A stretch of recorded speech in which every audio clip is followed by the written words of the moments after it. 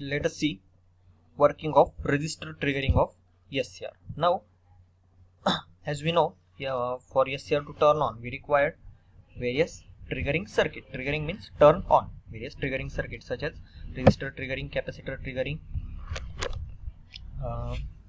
First, let's see simple resistor triggering. Here we can see this resistor triggering circuit. Here this resistor is used as a triggering device, that is to control the firing angle of SCR. Firing angle means the angle at which SCR turns on. This diode is here, diode D is used to prevent reverse current flow through device. As we know, SCR for SCR gate there must be only positive gate current must be supplied, so that negative current must be opposed by this diode. This resistor RB prevents SCR from accidental dV by dt turn on. Also, here we can see our SCR, which is supplied with AC supply. Anode is made positive, cathode is made negative. Also, gate current is also supplied with this AC supply. That is, it is AC gate triggering method. Let us see working. Now, here we can see in positive half cycle. In this positive half cycle, what happens when AC supply, positive half cycle of AC supply appears? That is, the anode gets positive, this cathode gets negative, and also current flows through this gate. Here we can see in this direction, this current flows through this gate. Once this anode is made positive, cathode is made negative, SCR comes in forward biased, but it is not turned on yet. To turn it on, what we have to do? We just have to supply positive gate current. Now this gate current is supplied through this resistor RV and diode D. This resistor RV decides firing angle of SCR, that is angle at which SCR triggers. If this RV is large, then small gate current, if this RV is large, that is opposition to gate current is more, then what happens? Small gate current gets to SCR, and this delay between this firing increases, that is firing angle is increased, that, or we can say SCR triggered at very large firing angle. Here we can see if this resistor value is very small, then large current flow through this gate and firing angle gets reduces, that is SCR can triggered at this point also. Now we have triggered SCR at this point. We have set this resistor at some particular value and triggered SCR at this point. Once this SCR get triggered, instantaneous supply voltage appears across this load. Instantaneous supply voltage appears across load, that is this load.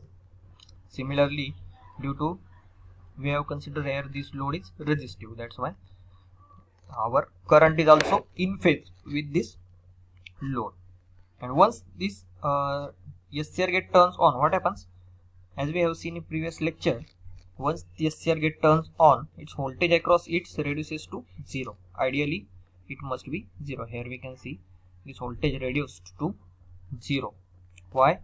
Because SCR now is in on condition.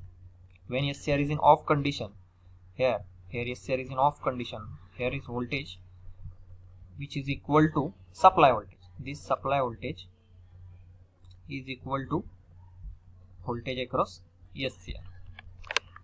Now, once this gate current is supplied, that is SCR is turned on, what happens? Current flows from this positive anode to cathode and again to supply voltage, that is neutral.